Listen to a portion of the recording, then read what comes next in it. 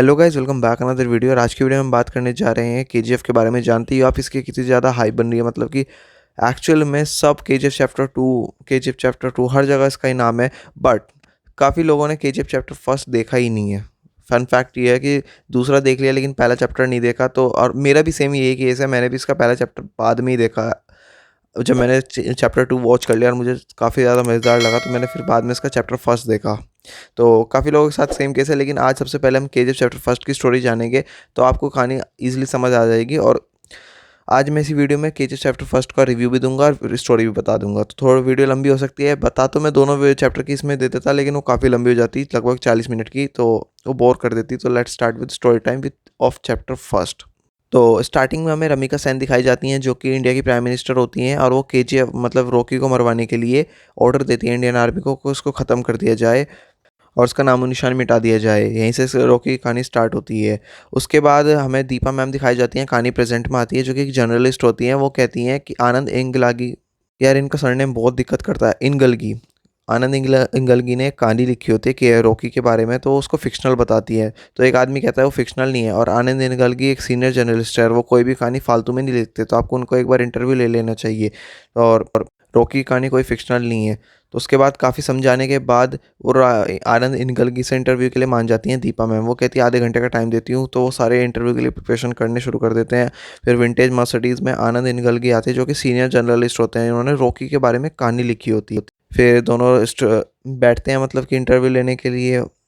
उसके बाद Deepa ma'am direct कहती हैं बेस्ड ऑन ट्रू स्टोरी क्या क्या लिखा है ना, बताइए कितनी सच्चाई है इसमें। तो डायरेक्ट मतलब कि आनंद इनगलगी कहते हैं कि लाओ मुझे वो बुक दो, और सीधा बेस्ड ऑन ट्रू स्टोरी इसमें से काट देते हैं। वो कहते हैं आप तो सुनेंगे ना आप इस कहानी को। और आगे हम आनंद इनगलगी को आनंद सर कहेंगे। फिर वो बताते हैं कि केजीएफ की जो कहानी है वो फिक्शनल नहीं है, उसका सिर्फ एक ही सबूत है और वो है शक्तिशिला। तो वो कहते हैं शक्तिशिला क्या है। तो वो मतलब कि शक्तिशिला, वो बताते हैं शक्तिशिला कोई आम पत्थर नहीं है। उसने लोगों ने उसको इतना चाहा कि उसकी मूर्ति बनवा दी, मतलब कि एक तरह से शिला ही खड़ी करवा दी।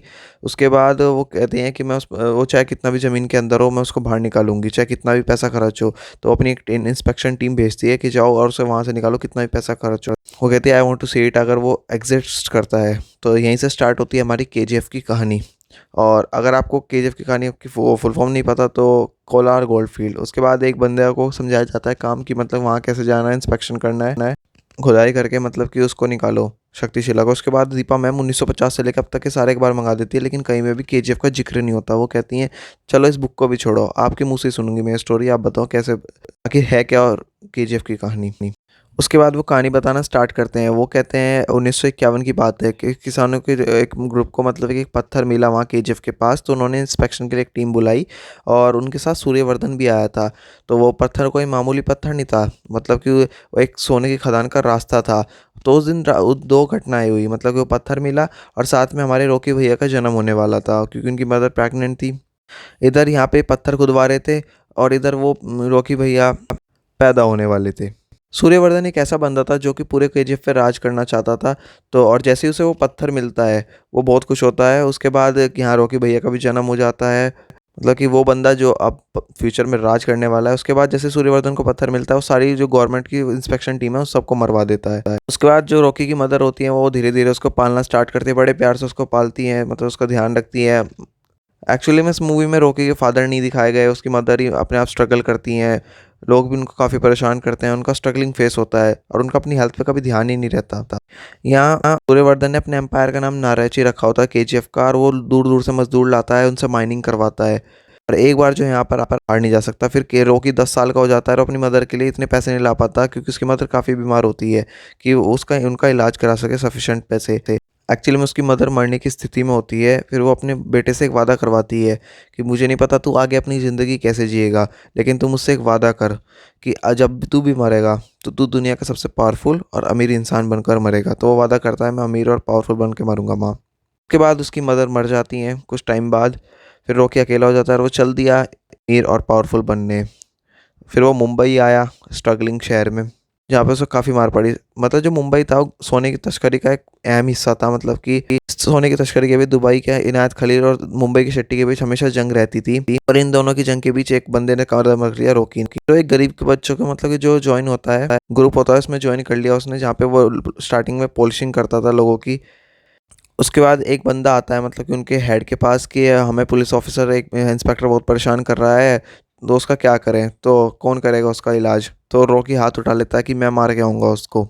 रॉकी मतलब 10 साल का बच्चा, इतनी हिम्मत की सीधा इंस्पेक्टर के सर पे से वो बोतल फोड़ दे कांच की। का स्वैग देखो तुम, मतलब कि नाम नहीं पता था उसे, तो दोबारा जाके नाम बता के आता है कि रॉकी है मेरा नाम। उसको उल्टा उसको ये नाम बता के आया। फिर यहाँ पे शेट्टी उसको छुड़वा लेता है। अब वो जानबूझ के, रॉकी को ये बात पता था कि गुंडों की नज़र में तभी आऊँगा जब हिम्मत दिखाऊंगा, तो शेट्टी उसको छुड़वा लेता है। फिर वो फेमस डायलॉग पूछता है कि क्या चाहिए रे तेरे को, तो वो कहता है दुनिया। फिर हमें 1978 की बात है कि ईरान अफगानिस्तान का युद्ध चल रहा था, हर चीज़ महंगी हो गई थी, आयरन कॉटन के रेट बढ़ते जा रहे थे, और अमेरिका और रशिया के बीच एक वॉर मतलब कि दीवार से आ गई थी, और सोने के रेट भी बढ़े थे। लेकिन सूर्यवर्धन को उससे कोई फर्क नहीं था। उसने अपने एम्पायर को मजबूत करने के लिए 5 पार्टनर रखे। पहला था कमल, जो कि मतलब कि रॉ मटेरियल को पिघला के वार कम है, फिर उसे एक्सपोर्ट करता। उसके बाद बेंगलोर में डिस्ट्रीब्यूट करने का राजेंद्र देसाई का, और दक्षिण में वह एंड्रू संभालता था। और गुरु पांड्यन की सियासत की वजह से वो इलेक्शन में भी उतर चुका था, तो जो मतलब कि सूर्यवर्धन ने पॉलिटिक्स में भी अपना हाथ मार लिया था। इन सब के बीच उसकी सबसे बड़ी ताकत उसका भाई अधीरा, और उनका बेटा गरुड़ा भी उतर चुका था इस खेल में। एक दिन उसको दिल का दौरा पड़ता है, जहाँ पे उसके पार्टनर्स और काफ़ी लोगों की नीयत ख़राब होने लगती है केजीएफ को लेकर। इन सब के बीच इनायत खलील और मुंबई की शेट्टी के बीच दरार आने लगती है। तो मुंबई में जो शेट्टी होता है उसका एक दुश्मन होता है दिलावर, तो वो इनायत खलील के साथ हाथ मिलाता है। इनायत खलील चाहता है कि जो और सोना है वो दुबई से सीधा मुंबई जाए, क्योंकि सोना अफ्रीका से आ रहा होता है। तो वो शेट्टी के गुंडों पर हमला करवाता है, लेकिन उसे ये नहीं पता कि शेट्टी के साथ अभी कौन है, रॉकी। तो मुंबई से तो दुबई से सोना आ रहा होता है मुंबई की तरफ, बोट्स में। सब बहुत डरे हुए होते हैं कि हमारे हाथ से मुंबई जा रही है और दिलावर के पास चली जाएगी, शेट्टी के हाथ से सत्ता चली जाएगी। तो सब वैसे तो रॉकी को ढूंढ रहे होते हैं एक्चुअली में, क्योंकि सबको पता है रॉकी बड़ा खतरनाक बंदा है। सबका कंसंट्रेशन रॉकी पर होता है। ये एक्चुअली में रॉकी है कहाँ, और वो सीधा बोट लाए जा रहे होते हैं। उन्हें ये नहीं पता कि अब रॉकी उनका क्या हाल करने वाला है। तो वो रॉकी को वैसे लटकाए रखते हैं। उसके बाद जो हमें फाइट देखने को मिलती है ना, यहाँ पर रॉकी एक एक बंदों का ऐसा मारता है कि मतलब कि दिलावर के जो गुंडे होते हैं भगा भगा के मारता है उनको को। तो यहाँ उनको बढ़िया तरह धो देता है वो। उसके बाद जब उसको बढ़िया तरह धोने के बाद उन्हें सीधा लटका देता है। तो जो वो बोट्स आ रही थी मतलब कि अपने आप ही उल्टा मुड़ जाती हैं, मतलब वापस दुबई से जो बोट सोना आ रहा था वो सीधा मुड़ जाता है वापस। धीरे धीरे रॉकी का नाम बढ़ने लगता है, सब रॉकी की इज्जत करने लगते हैं, छोटे से लेकर बड़े तक पूरा स्वैगी बंदा है। मुंबई में कोई भी फैसला रॉकी के बिना लिया नहीं जाता था, और मतलब कि सब रॉकी की इज्जत करते हैं, हर जगह रॉकी भाई रॉकी भाई। धीरे धीरे इतना नाम बढ़ने लगा इसका। अफ्रीका से डायरेक्ट जो सोना आता था रॉकी उन्हें ट्रक में भिजवा देता था, फिर खुद चेक करता पेटी को एक एक, और उसके बाद मालगाड़ी में जहाँ उसको भिजवाना होता है वहाँ उसको भिजवा देता सोने को। तो जैसे कि मैंने बताया कि इसका मुंबई में बहुत ज़्यादा नाम चलने लगा। अब जैसे किसी का एक नाम बढ़ता है तो दूसरे की जलती ज़रूर है, तो यहाँ शेट्टी की जलने लगी। मतलब शेट्टी की जली नहीं थी, काफ़ी लोगों ने उसको बहकाया कि मुंबई तुम्हारा, उसने अपने लिए नहीं, तुम्हारे लिए नहीं बचाई, उसने अपने लिए बचाई है, ये हम तो तुम्हारे साथ हैं, क्या रॉकी तुम्हारे साथ है। तो शेट्टी के दिमाग में मतलब गलत फहमी आ जाती है। तो रॉकी जैसे ही आता है तो शेट्टी उसको सुनाने लगता है कि 10-12 गुंडों को मारने से तू मुंबई पे कब्जा नहीं कर सकता, असली डॉन मैं हूँ। तो यहाँ रॉकी चुपचाप खड़ा होता है। लेकिन कुछ देर बाद मतलब कि जब उसको बढ़िया तरह सुना देता है, उसके बाद एंड्रू आता है गाड़ी में, तो शेट्टी तो पागल सा हो जाता है, मतलब कि एकदम पीछा भागने लगता है उसके उसके साथ। तो एंड्रू बस डायरेक्ट आता है कि रॉकी के लिए, उसको कहता है एक काम है बेंगलोर में अगर करेगा तो सारी मुंबई तेरी। शेट्टी तो यहीं फट जाती है, शेट्टी को तो सुनते ही तो वो हाँ कह देता है। एंड्रू खुश, शेट्टी की फट गई, खेल खेल खत्म। तो एक्चुअली में वो टाइम आ गया था जो उसका बचपन से सपना था कि वो मुंबई पर राज करना चाहता है। चाचा भी यही कहते हैं कि अब तेरा सपना पूरा होने जा रहा है कि तू मुंबई पर राज करना चाहता था ना। उसके बाद रॉकी भैया बैंगलोर आते हैं। बैंगलोर आते ही उसकी भिड़त हो जाती है मतलब कि राजेंद्र देसाई की बेटी से, मतलब कि जो बीच रास्ते में पार्टी कर रही होती है, क्योंकि आज दारू के ठेके बंद हैं, तो उसने बीच रास्ते में पार्टी करना शुरू कर दिया। लेकिन उसे अभी ये नहीं पता था कि वो बंदा कौन है जो आ रहा है आज। वो सबको मार मार के भगा रही थी अपने गुंडों के द्वारा। तो फिर रॉकी जाता है। उसके बाद जैसे रॉकी जाता है तो अपने गुंडों को भेजना स्टार्ट करते हैं। पहले तो रॉकी फ्लैट हो जाता है रीना को देख के, एक्चुअली में उसका नाम रीना होता है। तो वो कहती है जाओ उसको मारो, खड़े खड़े खड़े देख के आ रहे हो। तो जैसे मैंने बताया कि रॉकी तो फ्लैट हो जाता है रीना पे, और ये राजेंद्र देसाई की बेटी होती है एक्चुअली में। तो रॉकी उसके सारे गुंडों को मार देता है बढ़िया तरह, और रीना देख के हैरान हो जाती है कि उसकी सारी फ्रेंड्स सब लोग। उसका रीना का एक और आशिक होता है जो कमल, वो कहता है कि रीना को छेड़ने वाला आखिर है कौन। उसे वो लगता है नया है शहर में, उसे बताना पड़ेगा कि हमारी पावर है क्या एक्चुअली में। एंड्रू का एक्चुअल में पता होता है कि ये काम रॉकी ने किया होता है, तो वो कहता है तुम यहाँ क्या करने आए हो, अब बताओ प्लान क्या है। फिर रॉकी एक सीरियस मूड में कहता है कि सर ये बताइए काम क्या है। वो एक्चुअल में काम पूछता है और बताइए हमें करना क्या है। फिर वो कहता है कि दया तुम्हें सारा प्लान समझा देगा और एक हाथी को मारना है। हाथी मतलब एक रियल हाथी नहीं, हाथी जैसी पावर वाला आदमी। एक्चुअल में वो गरुड़ा होता है। तो दया बताता है कि एक कुछ टाइम बाद DYSS ऑफिस में एक पार्टी होने वाली है, तो वो वहाँ पर आएगा और उसको वहीं पे रास्ते में ही ख़त्म कर। और वहाँ मतलब आने के दो रास्ते हैं, एक भीड़ भाड़ वाला, एक शांत है काफ़ी रास्ता। पर अब ये नहीं पता कि वो कौन से रास्ते से आएगा। पर वहाँ और बाकी उसको उसके गढ़ में जाके मारना तो बेकार है, जो कि KGF है। वहाँ कौन मारेगा, वहाँ इतनी हाई सिक्योरिटी है। उसके बाद रीना कमल की इंसल्ट कर देती है कि जिसको अब तक तुमने पकड़ा ही नहीं। फिर दया कहता है एंड्रू को कि मुझे लगता है कि रॉकी काफ़ी हल्के में ले रहा है गरुड़ा को। तो वो कहता है कि वो हल्के में नहीं ले रहा, वो कर देगा इस काम। फिर कमल को पता चल जाता है कि काफ़ी लोग 40 लोग मतलब कि जो स्टूडेंट होते हैं वो अभी अभी बेल बॉटम होटल में अभी ठहरे हुए होते हैं, नए नए आए होते हैं, उनकी पर्सनैलिटी भी उससे मिलती है। तो उसको दिखाने के लिए रीना को साथ ले जाते हैं ताकि उसको पकड़ सके। लेकिन यार रॉकी भैया का स्वैग देखो, वो उल्टा ही रीना को ही कमरे में खींच लेते हैं। या इनके बीच थोड़ी सी रोमांटिक बातें होती हैं और बाहर रीना के गुंडे खड़े होते हैं। तो रीना को लगता है कि वो उनको मार दिया, लेकिन वो तो उसके ड्राइवर को भी नहीं छोड़ता रॉकी। तो उसका ड्राइवर बन जाता है। यहाँ पे गाड़ी में बात करते हुए जा ही रहे होते हैं कि एक आंटी होती है, मतलब उनका एक बन गिर जाता है और कोई भी गाड़ी नहीं रोकता। काफ़ी गरीब सी होती है वे, और कोई भी गाड़ी नहीं रोकता। उनका छोटा बच्चा होता है, वो बेचारी बहुत परेशान हो रही होती है। तो रॉकी भैया सीधा जाके आगे गाड़ी अड़ा देते हैं और गन रख लेते हैं बाहर। साला किसी की हिम्मत ही नहीं, मतलब कोई कुछ कह दे। सॉरी फॉर गाली। तो उसके बाद वो खुद बन उठाते हैं, क्योंकि उन्होंने खुद ये टाइम फेस किया है तो वो समझते हैं दूसरों की भी फीलिंग। और वो बन उठा के कह देते हैं ये लो अपना बन। उसके बाद वो फिर अपनी मीठी मीठी बातें करना शुरू कर देते हैं रीना से। फिर वो एक बात नोटिस करते हैं, मतलब कि जो अफ्रीका से ट्रक आता था, मतलब कि सोना आता था, वो ट्रक में लोड होके जाता था ग्रे कलर के, वो मुंबई में होना चाहिए, वो बैंगलोर में कर क्या रहे हैं। तो इनके दिमाग में क्वेश्चन आ जाता है। फिर वहाँ से चले जाते हैं, इतने में कमल भी वहाँ पर आ जाता है, लेकिन रॉकी फ़िलहाल वहाँ से चला गया था। फिर 1981 में कहानी आती है, जो कि आनंद इनगलगी का यंग टाइम था। तो आनंद इनगलगी को तो किसी ने कहानी सुनाई थी, तो वो था नागराज। वो उनको सारी कहानी बताता है रॉकी की। तो मतलब कि वो पहला क्वेश्चन तो यही होता है कि रॉकी ने अपना नाम रॉकी कैसे रख लिया। तो उसने रेमंड ब्रांड को देखते हुए अपना नाम रखा था, क्योंकि वो खुद ही एक ब्रांड बनना चाहता था। फिर वो एक कहानी सुनाते हैं कि एक बार की बात है कि मतलब कि रॉकी को पुलिस स्टेशन में पकड़ लिया बेंगलोर में, लेकिन तब तक उसे ये नहीं पता था कि वो रॉकी है। तो वहाँ पे वो उससे पूरी बदतमीजी करती है, जो पुलिस टीम होती है। फिर जैसे ही रॉकी की टीम आती है, मतलब हेलीकॉप्टर वगैरह, और वो जैसे ही कार्ड पे उसका नाम पढ़ते हैं कि ये रॉकी है, मतलब कि पुलिस वाले पागल से हो जाते हैं। मतलब कि वो सिगरेट खुद जला के देते हैं एक्चुअली में उसे, इतने डर जाते हैं उससे। मतलब इतना नाम चलता था, और हर जगह रॉकी भाई, किंग भाई, बादशाह, बस ये चलता रहता है। डैशिंग एग्जिट करते हैं पुलिस स्टेशन से। देख रहे हो मतलब रॉकी भैया की कितनी हाइप है। फिर आनंद निंगल जी कहते हैं कि आनंद सर कि मैं तो आगे चला गया कहानी में। वो कहते हैं हाँ तुम आप कहानी में आगे चले गए थे। तो फिर वो कहानी दोबारा से सही बताना शुरू करते हैं कि अब पहला क्वेश्चन तो ये है कि वे ट्रक यहाँ क्या कर रहे हैं। तो रॉकी के दिमाग में क्यूरियोसिटी आती है कि पता लगाना है कि ट्रक यहाँ क्या कर रहे हैं। फिर वो देखता है, मतलब कि सारे वहाँ लोग गुंडों को मार देता है। आपको पता ही है, वो एक एक पेटी खुद चेक करता था, लेकिन उसको अब इतना कंफर्म हो गया था सोना देख के कि सोना अफ्रीका से नहीं कहीं और से ही आ रहा है, और उसके पीछे पता नहीं कौन है। पर गुरु पांडेन DYSS पार्टी के साथ जीत जाता है। अब राजेंद्र देसाई कहता है कि मतलब कि अगर उसको गरुड़ा को मरवाना है तो यहाँ कैसे लाएं। तो वो कहता है उसके पिताजी की एक प्रतिमा बनवाओ, तो उसके उद्घाटन के बहाने उसको यहाँ पे बुलाएंगे। और वहाँ तो मारना जाके, वहाँ कौन मारेगा जाके उसको, KGF में भाई इतनी ज़्यादा सिक्योरिटी है तो वहाँ किसी की हिम्मत ही नहीं है। तो उसको यहीं बुलवाना पड़ेगा, रास्ते में उसको ख़त्म करेंगे। अब जॉन को भी ये बात पता चल जाती है कि छोटे सरकार बेंगलोर जाने वाले हैं, जो कि बाहर की सिक्योरिटी हैंडल करता है। अब इस काम में लग जाते हैं, प्लानिंग में लग जाते हैं, कैसे रॉकी को उसको गरुड़ा को ख़त्म करना है। रॉकी को नहीं, सॉरी, रॉकी तो एक्चुअल ख़त्म करेगा। यहाँ पर हमारा गली गली वाला गाना आता है, इसी बीच यहाँ प्लानिंग भी चल रही होती है, रीना भी यहीं पर होती है।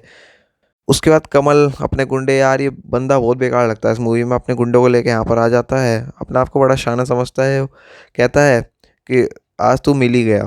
रीना भी इसकी इंसल्ट कर दी थी कि तेरी भी इतनी औकात नहीं है, अगर तूने, मैं फिर भी तुझे एक मौका देती हूँ, अगर तूने मुझे इन सबके सामने हाथ लगा दिया तो मैं तेरी हो जाऊंगी यहीं पे सबके सामने ही।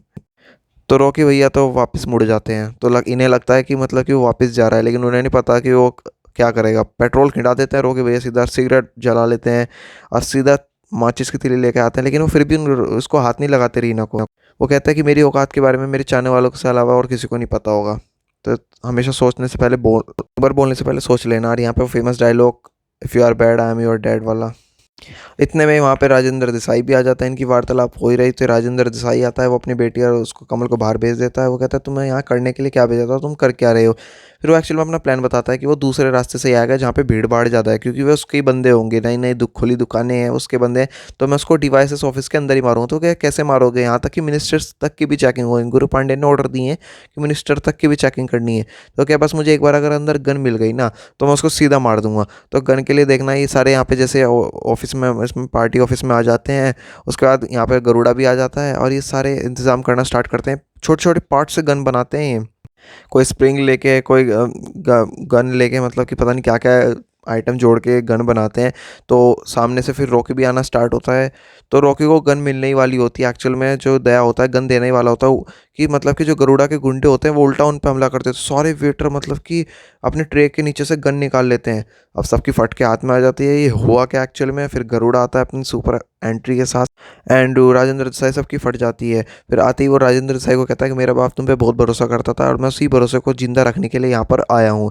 फिर वो जैसे ही प्रतिमा से कपड़ा हटाता है तो सब देख के हैरान हो जाते हैं, क्योंकि वो प्रतिमा उसकी होती है, ना कि उसके पिताजी की होती है। यानी कि गरुड़ा की प्रतिमा होती है वो। यहाँ देख के सब, और गरुड़ा चाहता है कि वो अपने बाप से भी बड़ी सियासत खड़ी करे केजीएफ में। फिर दीपा मैम कहती है आपका हीरो तो उसको मार नहीं पाया, तो अब क्या करेगा वो। तो हाँ, आनंद सर कहते हैं हाँ वो हार गया, लेकिन अभी मतलब कि कहानी ख़त्म नहीं हुई। फिर वो दीपा मैम को कहते हैं जरा एक कहानी लिखी है 138 पेज पे, जरा उसको पढ़िए एक बार। उसके बाद यहाँ सब ये डरे हुए होते हैं राजेंद्र देसाई और एंड्रू की उसने हमें वहाँ मारा क्यों नहीं, मतलब कि वो चाहता तो पूरी फौज लेके आया हुआ था, हमें मार सकता था। फिर वो बताता है कि वो अपनी पावर दिखाना चाहता है। अब अगर उसने हमने उसे नहीं मारा तो वो हमें मार देगा। तो अब उसको वहाँ पे केजीएफ में जाके मारेगा कौन है। अब ये डर ये बन जाता है केजीएफ में जाके मारेगा कौन उसको, क्योंकि यहाँ तो वो मारा नहीं, वहाँ तो पूरी फौज लेके आया था वो। अब डर ये है कि तो केजीएफ में मारेगा कौन। तो रॉकी भैया हाथ उठाते हैं। ओके, रॉकी भैया कहते हैं कि उसको मारने के लिए यहाँ पर आया था ना, बिना मारे तो मैं यहाँ से जाऊँगा नहीं उसे, चाहे वो जगह कितनी खतरनाक हो वहीं जाके मारूंगा। तो भैया चल देते हैं टू एल डोराडो। फिर उसके बाद एंड्रू उसको नक्शा दे देता है केजीएफ का, लेकिन जो आधा होता है आधा उसे खुद ही पता लगाना है कि उसे कैसे मारना है। फिलहाल वो ट्रक के काफिलों में जाता है जहाँ पे जो मजदूर होते हैं बाहर से पकड़ के लाते हैं उन्हीं ट्रकों में वो अंदर जाने वाला होता है। ये उसको प्लान समझाता है एंड्रू, क्योंकि और कोई तो रास्ता ही नहीं अंदर जाने का। एक वही तो रास्ता है बस अंदर जाने का, लेकिन उसको भी ट्रकों में घुसने के लिए भी उसे बाहर की सिक्योरिटी को तो से लड़ाई तो करनी ही पड़ेगी वहाँ। तो वहाँ उनसे लड़ाई करता है, सबको मार देता है, मतलब कि बाहर जो सिक्योरिटी होती है केजीएफ के बाहर सबको मार देता है और सीधा घुस जाता है ट्रकों में। लेकिन ये शानदार फाइट बहुत खतरनाक लगती है और उसका गन चलाने का स्टाइल बंदे का अलग ही लगता है। फिर यहाँ पर जॉन आता है, वो पूछता है कि तुम्हें किसने मारा, तो कहता है एक ही बंदा था बस, उसने सबको मार दिया। फिर वो ट्रक में बैठ जाता है, अपने आप को मजदूर बना लेता है, मतलब कि एक्चुअल में ताकि वो अंदर घुस सके नाराची में। फिर सूर्यवर्धन को दिल का दौरा पड़ता है, वो तो उससे पूछा जाता है कि तुम अपनी सियासत किससे दोगे। तो वो अपने भाई का नाम ले लेता है जिसका नाम होता है अधीरा। तो यहाँ गरुड़ा थोड़ा टेंशन में आता है, लेकिन अधीरा एक बात कहता है कि जब तक गरुड़ा मरेगा नहीं मैं उस सिंहासन के बारे में सोचूंगा भी नहीं। फिर अधीरा हमला करा देता है गरुड़ा पे, लेकिन उसका निशाना चूक जाता है। लेकिन जब गरुड़ा कराता है तो उसका निशाना नहीं चूकता। अब उसने इतना बड़ा एम्पायर खड़ा कर लिया, वो सारे फैसले खुद लेने लगा केजीएफ के।